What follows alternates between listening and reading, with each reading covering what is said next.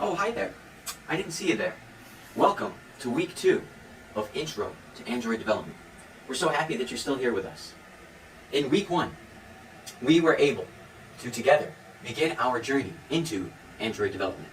And so far, as Android developers, you guys have learned a lot. So far, you guys have learned how to get familiar with the Android Studio software as an IDE.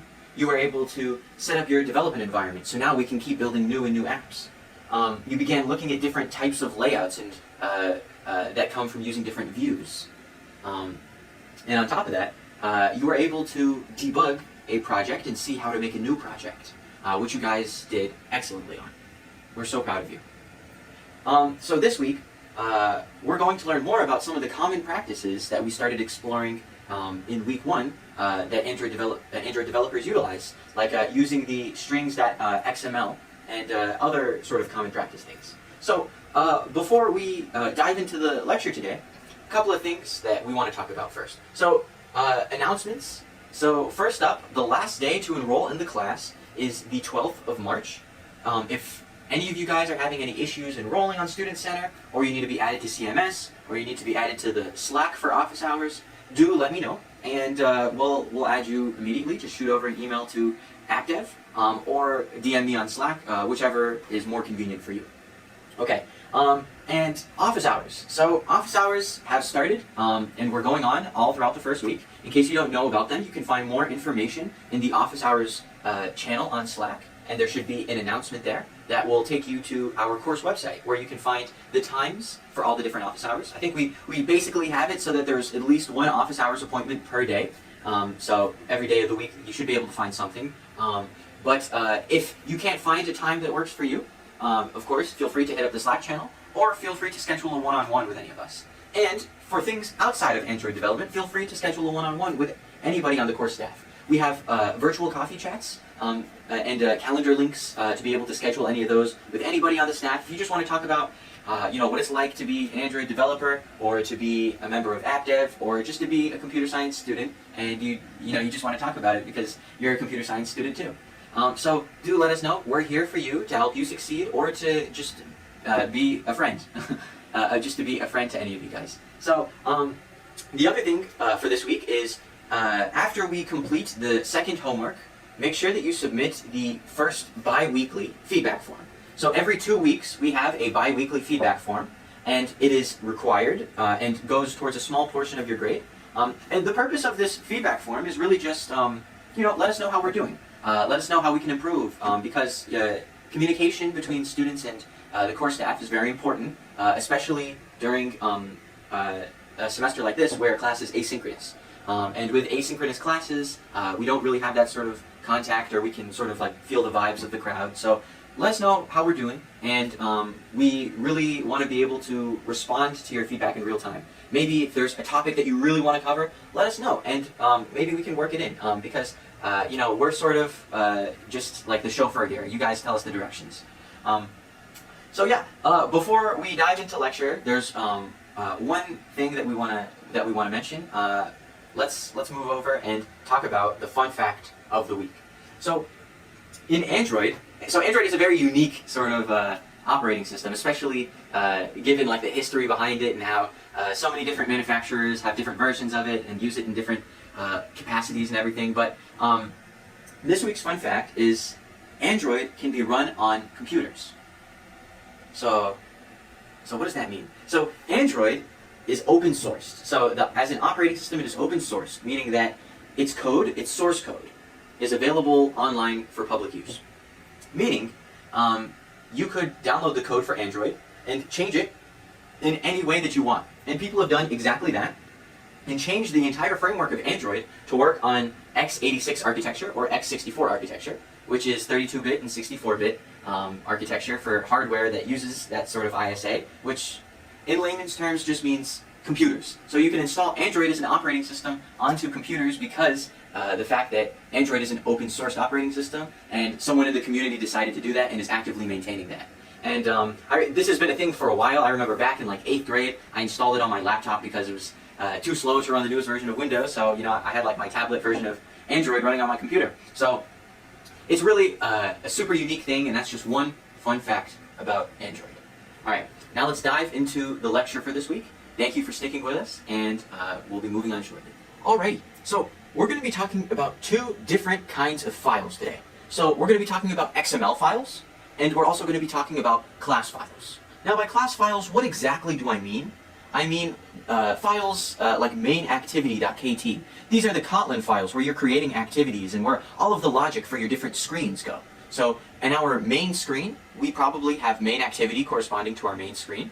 And so where we write out all the logic that's going on in our main screen is going to be inside of our mainActivity.kt file.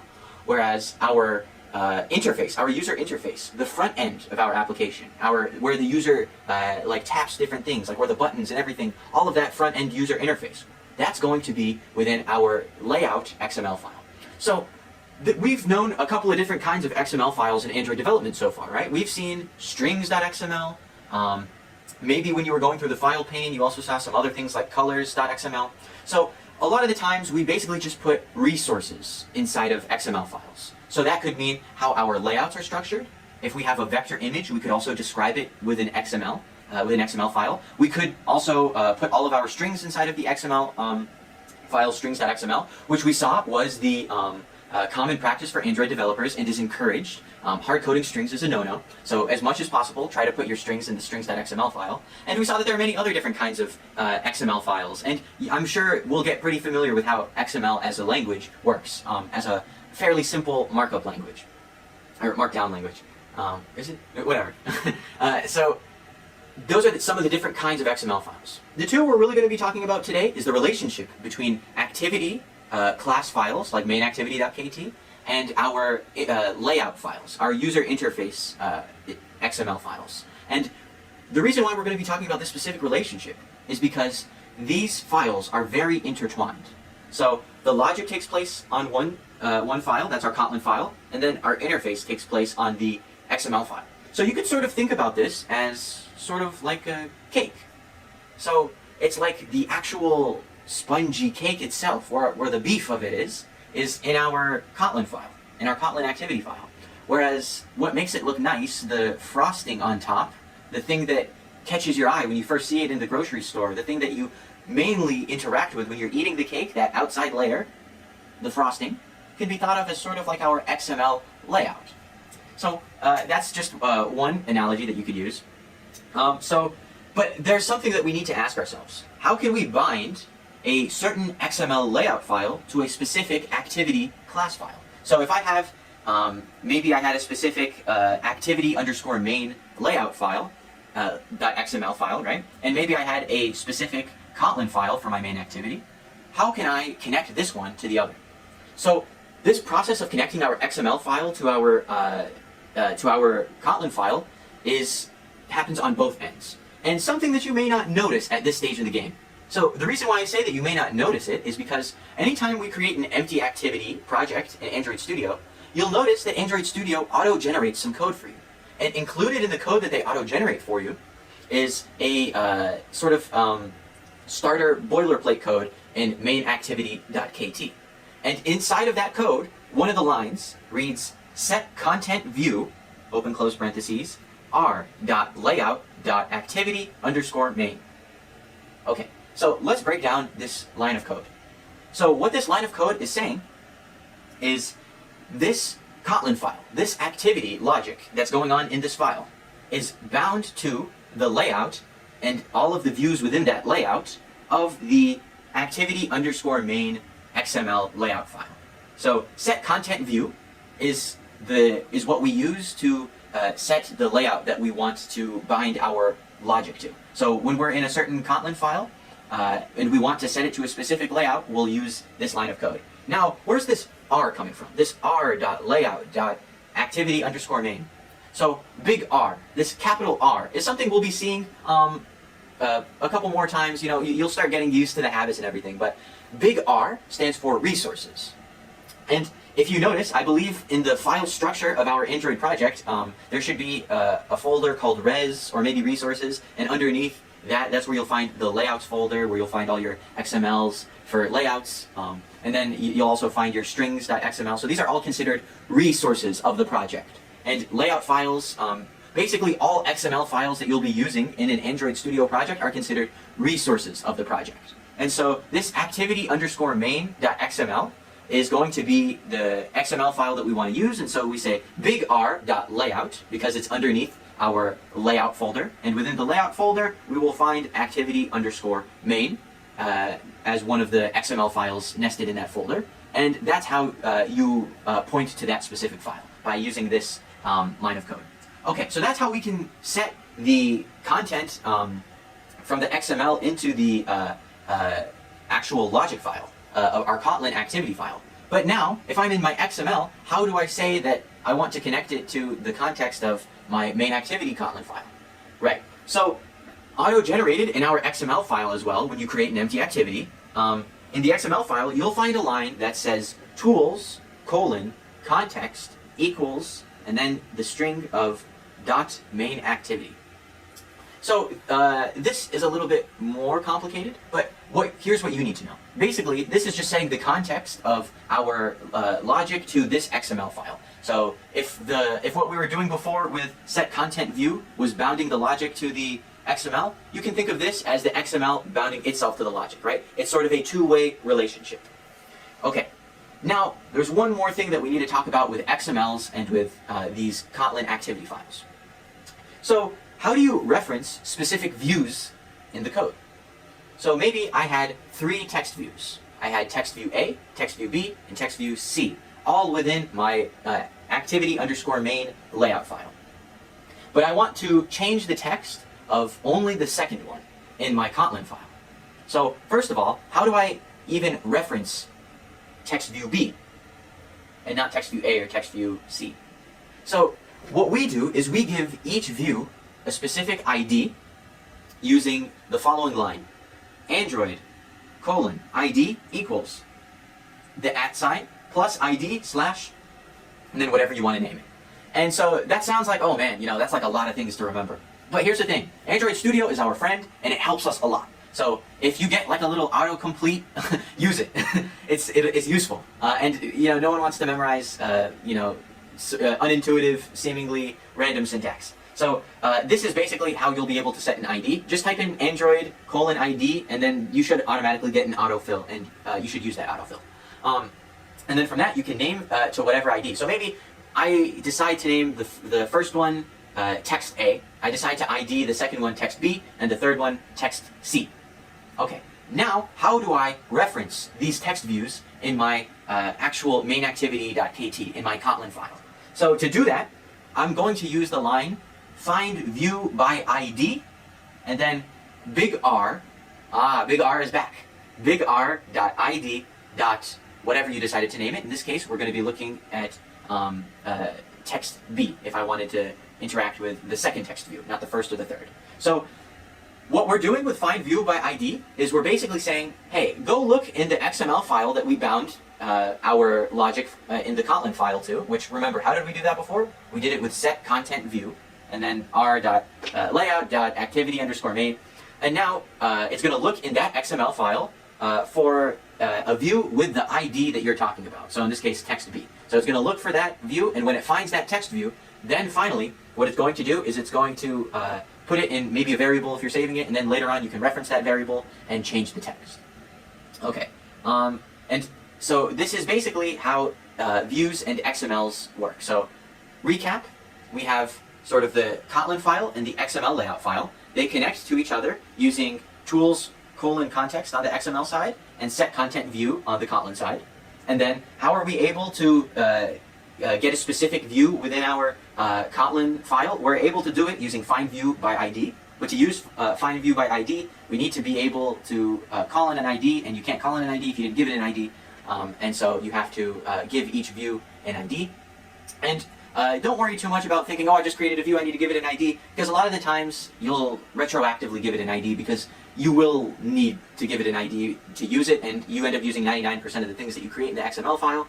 And sometimes Android Studio yells at you with little yellow or red underlines if you don't give it an ID. And so, like I said, Android Studio is your friend. Use autocomplete, use these tools that it gives to you, and this will make a lot more sense when you see it in action in the demo. But it's important that we get early exposure to the concepts now during the lecture, so that way, first we learn about it, then we see it in action, and then you do it. So it's a 3-step process. Alrighty.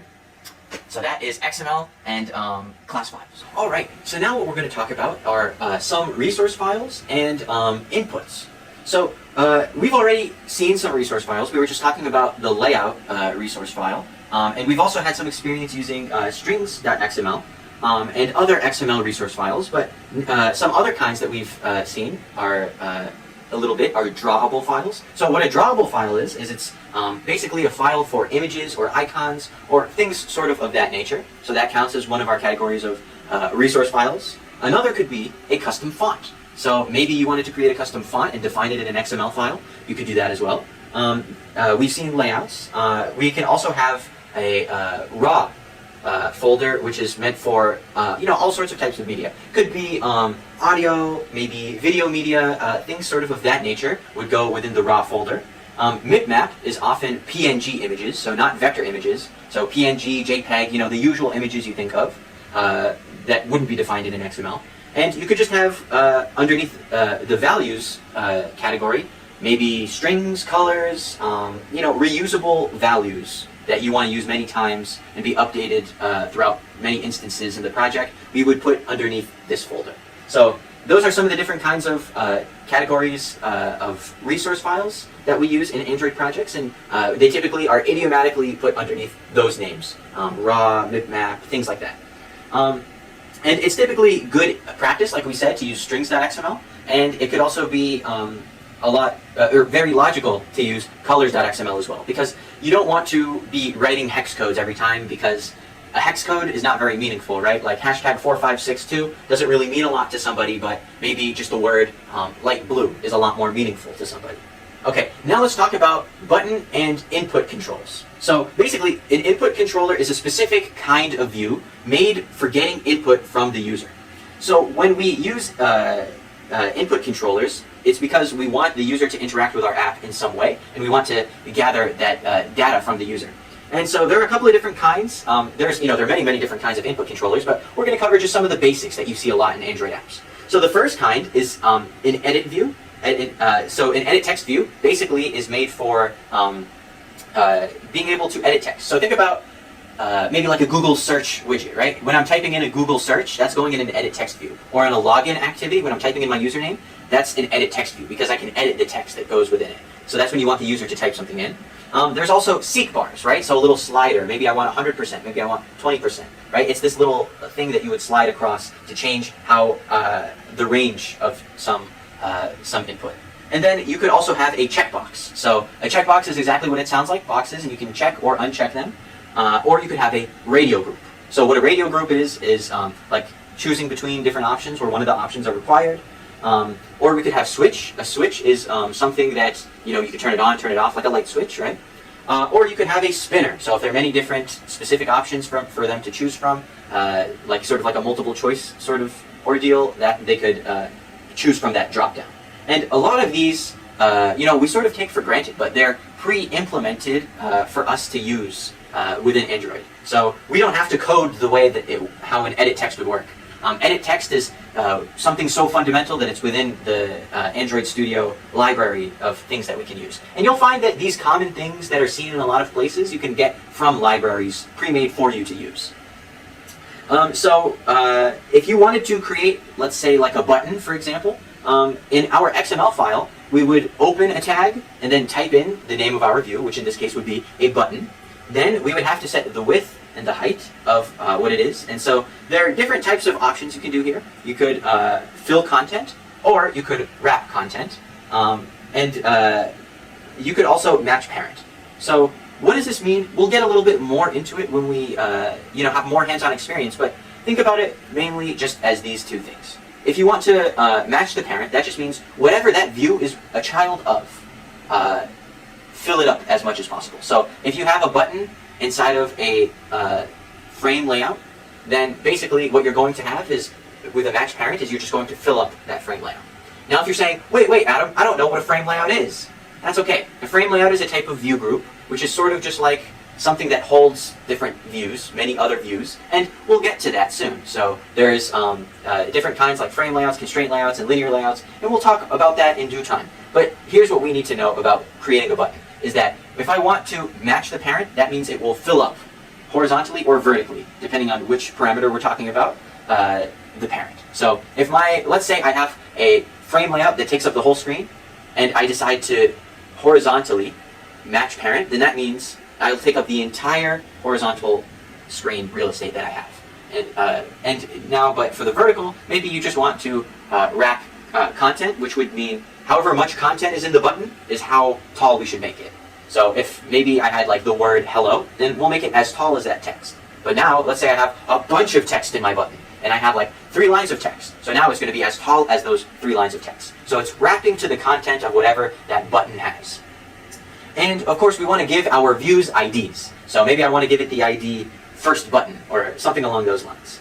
And then later on in our Kotlin file, we could set the Onclicklistener. And what is an Onclicklistener? So you're going to be creating a lot of Onclicklisteners. An Onclicklistener is basically just some piece of code that's listening for a click.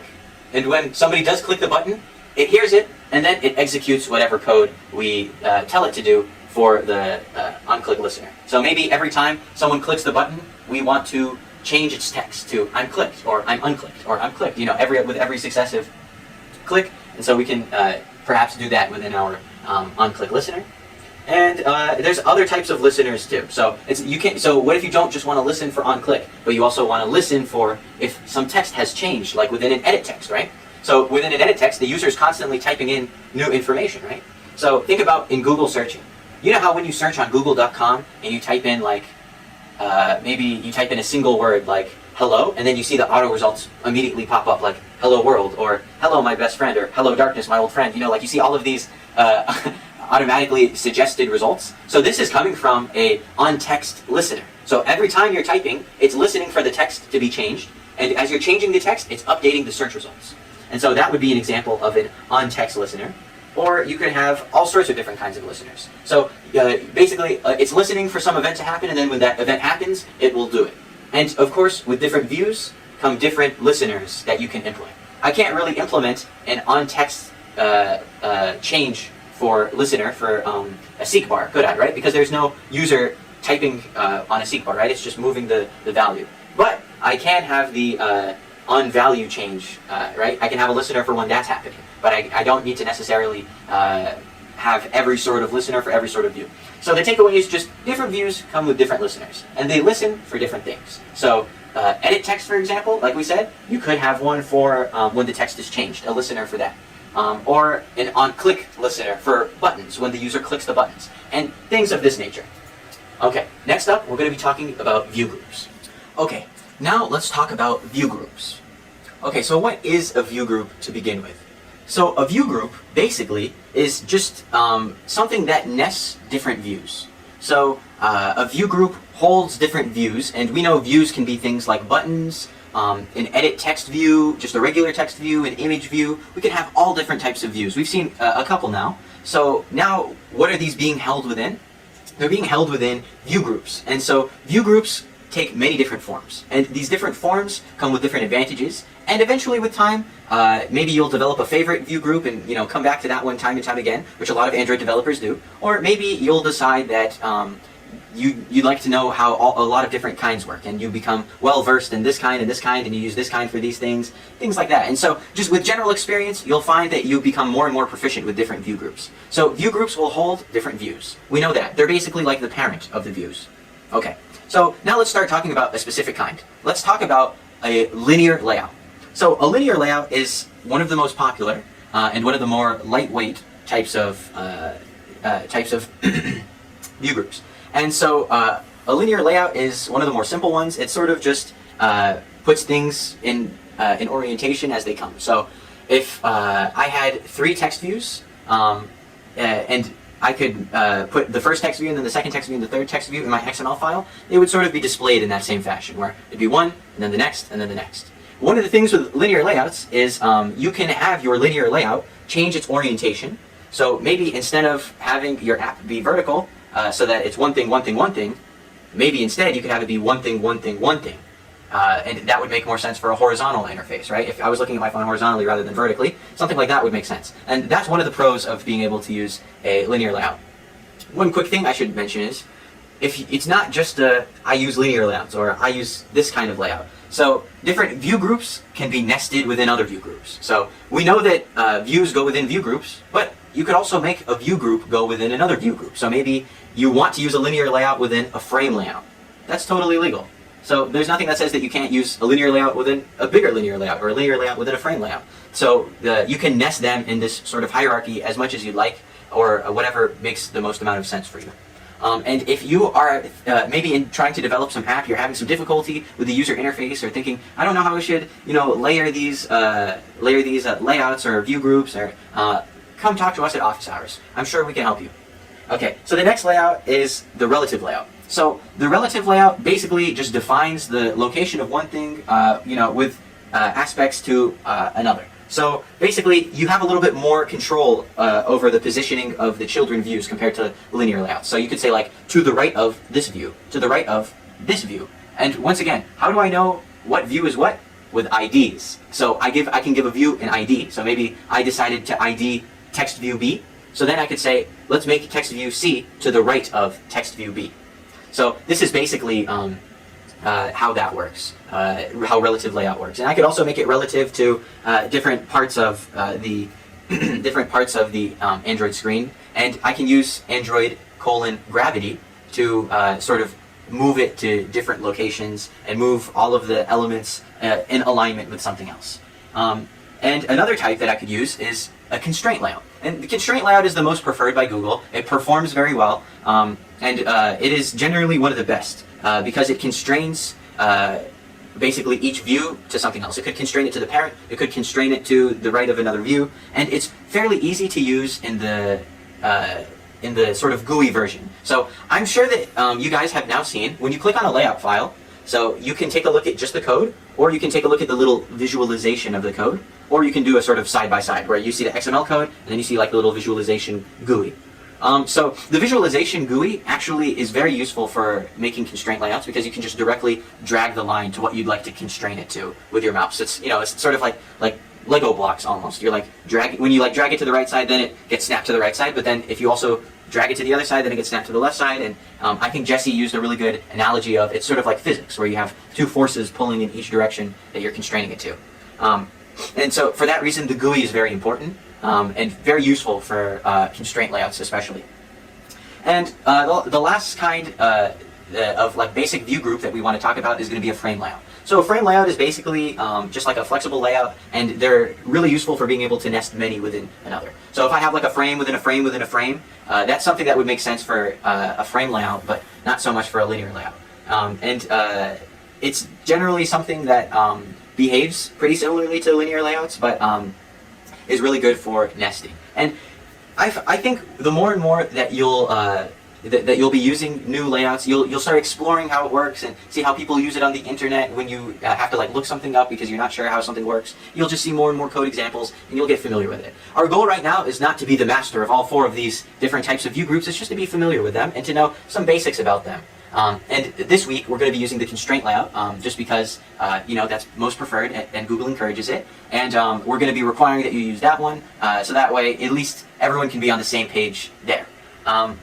And just a little brief forward-looking, there's also scroll views, recycler views, and list views, which are really good views for being able to adapt large amounts of data. So if I'm pulling in maybe data from the internet, I could use a recycler view to turn this piece of data into a cell of the recycler view, or a cell of a list view. But then you need to say, how do I adapt this to be? How do I adapt this data into this view? And we'll get more into that soon, but just know that these types of views are good for scrollable content. So content where you're going to be scrolling, or there's a large data set.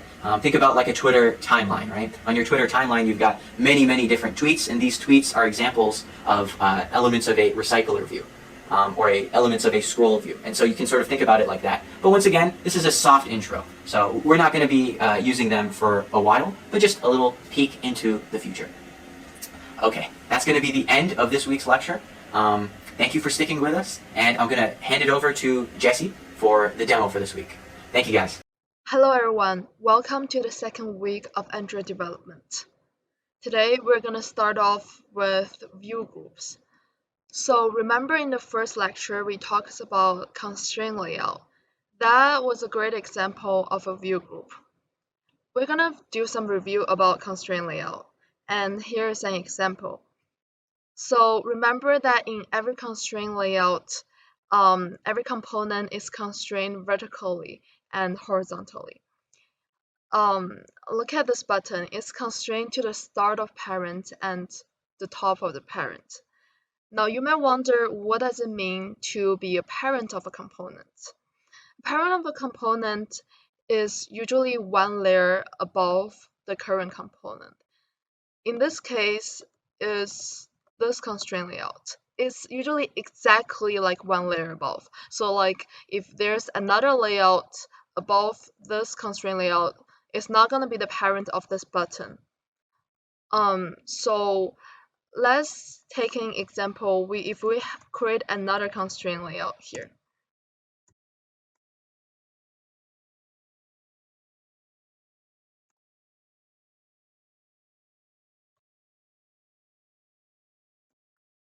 Let's still just constrain it the same way. And if we have another button inside, let's say. So the parent of this button will be this constraint layout rather than the outermost constraint layout, since it's one layer above this button. And the parent of this constraint layout will be the outermost constraint layout. Since this constraint layout is in this, like basically in the same line with this button. So let's just delete this for now. So at this point, this button is basically in the left top corner. What if we want to move it around a little bit? What if we want to make this button a little bit beneath the parent, or a little bit to the right of the parent? We can add something called margin. Let's say margin top. It's going to be 200 dp beneath the top of the parent. And you can do it with all different direction with these attributes. There's an easier way to do it when you're first learning how to develop in Android. You can drag it around and it's going to update the location code for you here. But in the future, if you're creating more complex views, this might not be a good idea, since you might want to have like more precision, and maybe when you're dragging it, it's not precise enough and it's not as efficient. So the second view group we're going to learn today is called linear layout. So here I have a linear layout created for you. Usually in every linear layout, you will have a width, a height, and a thing called orientation.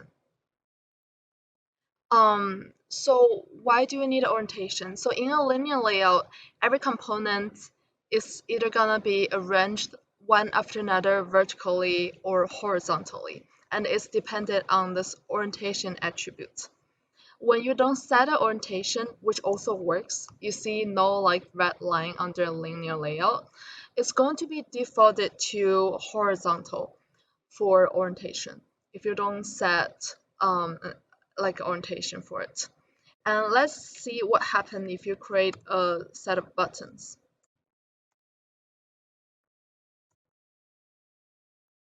You don't need to constrain it to any places.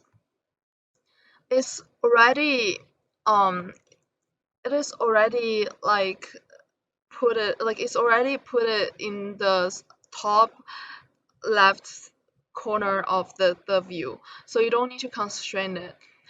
So if you want to move it around a little bit, for example, make it a little bit beneath the parent of the component, you can also add like a margin here. Let's say 200, and it's just gonna it's just gonna move it around with this margin thing that you're adding. However, what if you have like multiple buttons?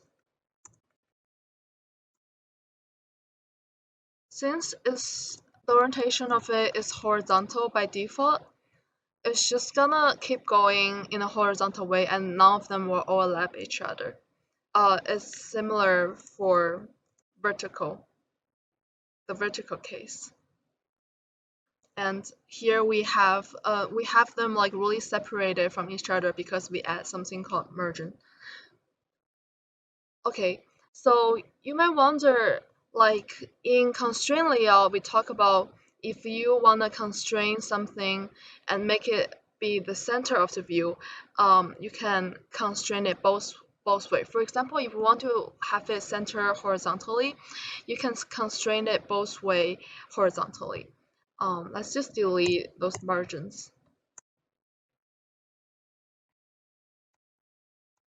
Here we can have it center horizontally. So how do you do it with linear layout?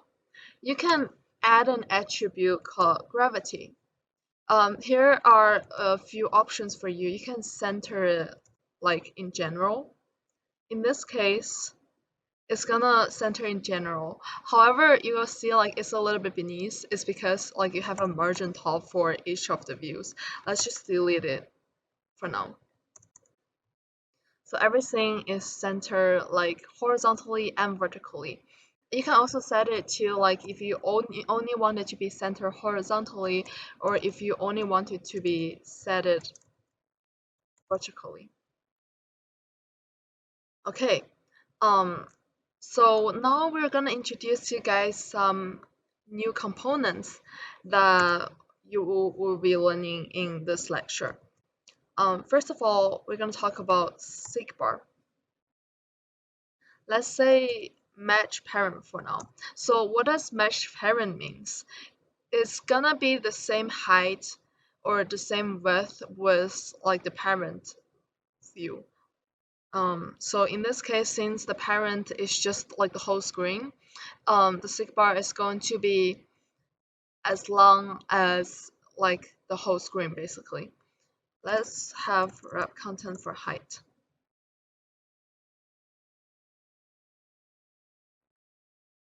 Now you see here is the Sig Bar. So a Sig Bar basically represents a range of inputs. So if you want to make an app that records the volume of your phone, you can have a Sig Bar that you can drag around. It can range from 0 to 99 or something. Okay, what if you want to set up the Sig Bar programmatically? Let's first give an ID for the Sig Bar so it knows which Sig Bar it's looking at. And let's declare a variable in the program for the Sig Bar.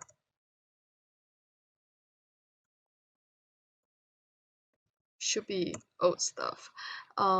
So remember when I talk about Sig Bar, it's representing a range of input. So you need to have a max and a min, basically. We can set the max of the Sig Bar by calling sigbar.max, and you can set it to any number you want. We can also set the min of the Sig Bar, you may think, by calling sigbar.min. However, you see is in red. It's because setting sigbar.min requires an API level of 26, and our current minimum API level is actually 16. Remember in the first lecture I talked about how higher API level can have more advanced function, and here's an example for that. However, you don't need to worry too much about it because the default value for minimum sigbar value is actually 0, so you don't have to set it every time. What if you want to know what value the sigbar is on? Right here when you are dragging the button around, this like green little circular button. So you can call something called on sigbar change listener. So Here is an example. It basically has a lot of function that you can keep track of how the sig bar is changing. So here, the function we're going to use is this one. It's called onProgressChangeListener. Progress actually is exactly the value that a sig bar is currently on. So let's try to visualize it. We can set a new text view, and the linear layout is turning red because it's not really like we're not really giving the program what orientation we want the linear layout to be, and it's really trying to have us specify that. Let's have it like vertically basically, and you don't see the text view here because it does not have any input right now. However, we also need to set like an ID for the text view. Now let's go back to the main activity and let's call the text view.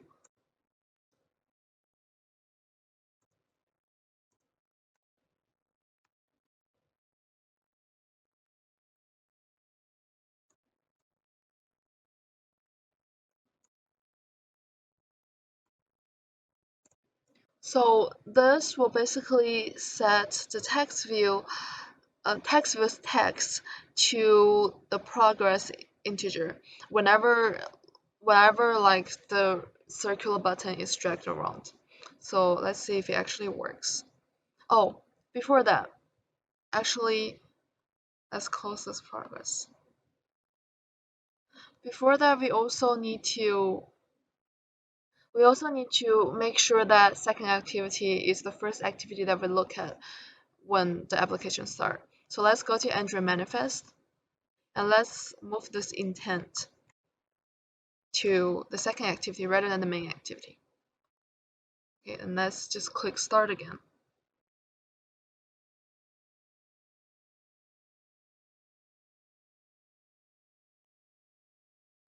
Okay. Oh, you will see here's a text view actually recording the value right now. Okay. So the next component we're gonna talk about is called Checkbox.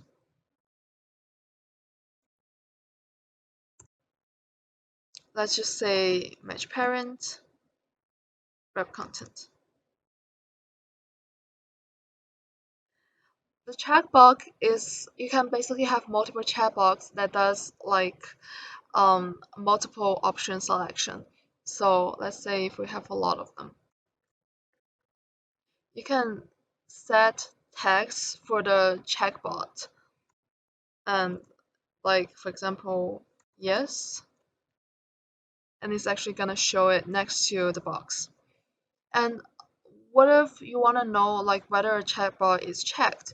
So you also will create an ID for the checkbox. Let's say checkbox 1. Let's just delete all of the sig bar stuff.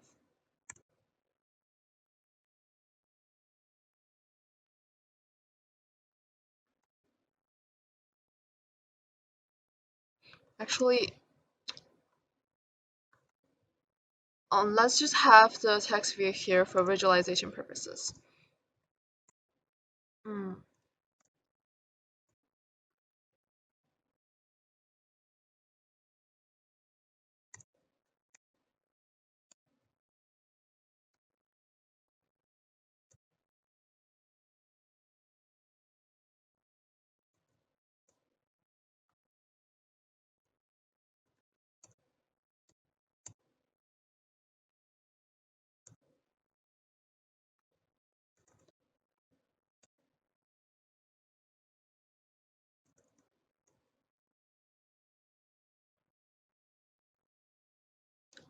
So we want to know if when like checkbox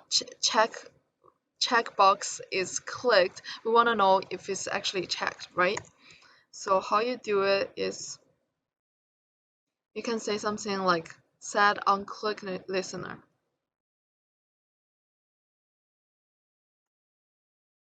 And let's set the text view text to whether it's checked.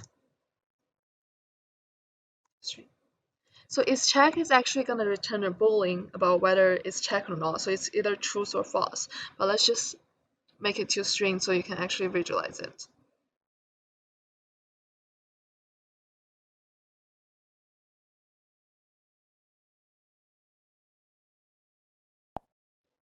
We can see it's true, and if you uncheck it, it's false. Okay. So now we can talk about the third component that we're gonna learn today. It's called radio group.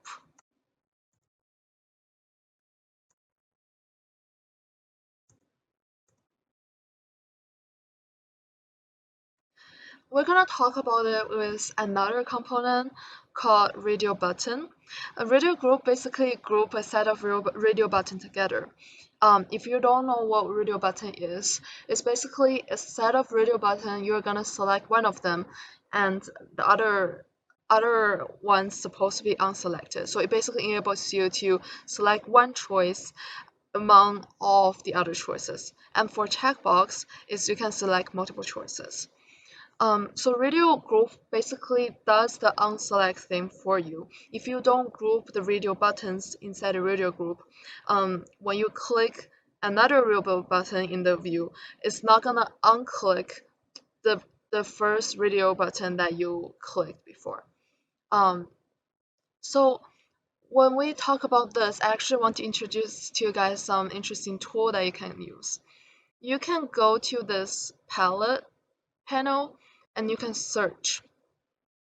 Actually, let's just delete it. You can search for the components you want to use, and you can drag it to the component tree.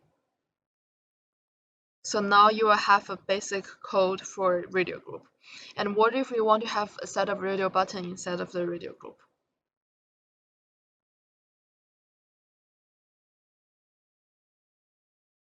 Okay, now you have one. Let's have multiple in this case. Let's just change the ID a little bit. Okay, so let's just run the code for now and see if you're like checking one, the other ones will disappear. See, it's going to uncheck it. However, if you're putting the radio buttons by themselves, this is what will happen.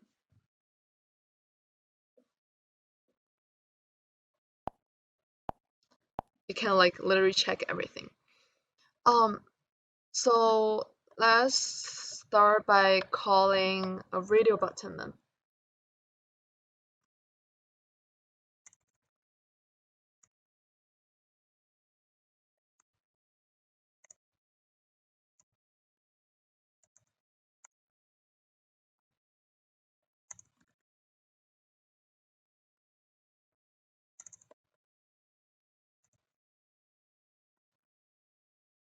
Similarly, if you want to find out whether it's checked or not, you can call the function isCheck, and it's going to return the value true or false for you. Okay, now we can go to another component called switch. So switch can basically just go like on and off. It just have this function, like it's just gonna be true or false.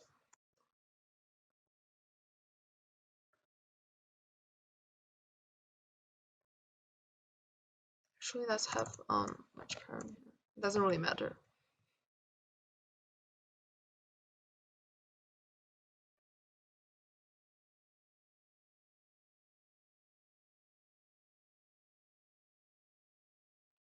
Okay, so it's just gonna be really helpful if you are giving if you are giving user a set of preference lists and ask them if you want them to be on or off, for example, if you want your app to be light mode, if you want your app to enable camera, something like that, you can use the switch function for them to do that.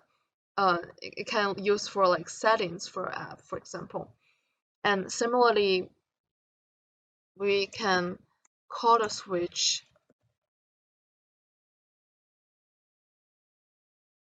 Okay, yeah, I should not just use switch. Like it's maybe conflicting with like other stuff. But okay, let's just say switch.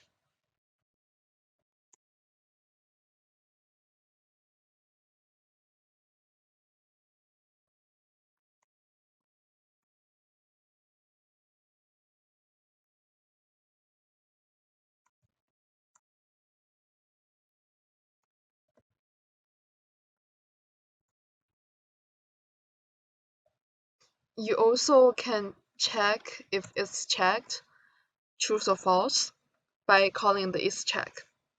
And also you can actually set a text for the switch that tells you like what this button is switching on basically. For example, we can say is night mode, or like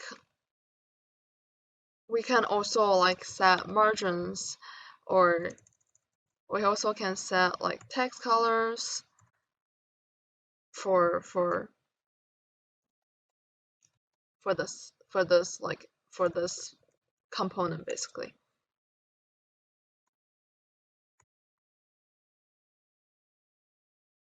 So actually text color and colors, background colors are pretty much something that every component has. Also same to like set Onclicklistener.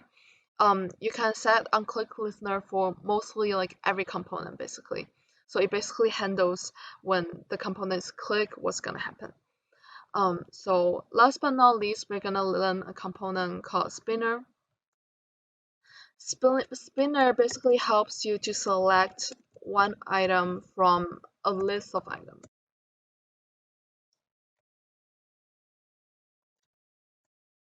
Actually, let's also say ref content for this. Okay, now what if you want to fill all the values inside a spinner?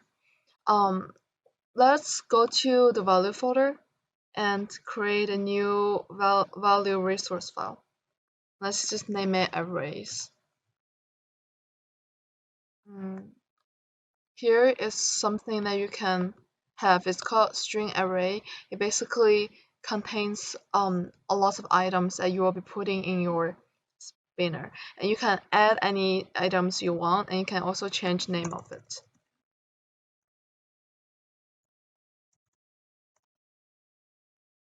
And let's just go back to the second activity. The spinner has an attribute called entries. You can set the entries to the spinner items that you just declared. And let's just see how it's gonna look in the emulator.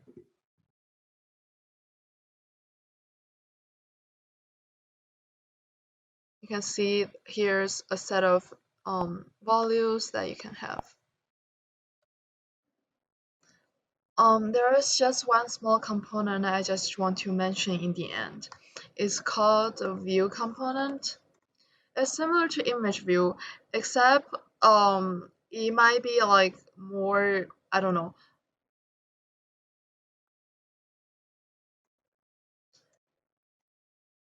There is just one more small component I would like to mention. It's called the view component. It's similar to image view. You can set its background to image, or you can also set the background to, let's say, a color. This might be really helpful when you just want to have like a simple background color or something. So let's say if you want to have it to purple. In this case, it's just gonna turn the whole view to purple. Just one additional option in addition to the image view. component. There's just one last thing I would like to learn about. It's called like changing the orientation. So if you move your phone into different direction, is if you have opened it the mode for enable your phone screens to rotate, your app will be able to like adjust to different direction of your phone. So there's a mode called landscape mode, and there's also another mode called portrait mode. The portrait mode is basically like when you put your phone vertically, and the landscape mode is basically if you view your phone horizontally. What if we want to detect which mode your phone is on? So there's a function that colon provides. It's called unconfiguration changed. So basically, it's going to be able to detect what configuration your phone is currently on. We can be able to tell. We can be able to like make your app screen react in accordance with this function. So here, if you want to make your phone act some way when your phone is orientated in a landscape mode, you can change the code here. And if you want your app to like change to other screen when your phone is in portrait mode, you can change it to here. And there's one thing that you also need to add in your Android manifest is for the activity that this unconfiguration change is implemented, you have to add an attribute called configuration change, and you can say orientation and screen size. Sometimes just orientation will work, but for some case, you might also have to include screen size. So let's see what's gonna happen if you run the app. So make sure that your emulator have this checked so that your phone screen, your app screen will actually rotate when you rotate your phone. So it's gonna say landscape and it's gonna say portrait. And this is all of the lecture. Hope you guys have a nice week and enjoy the wellness days.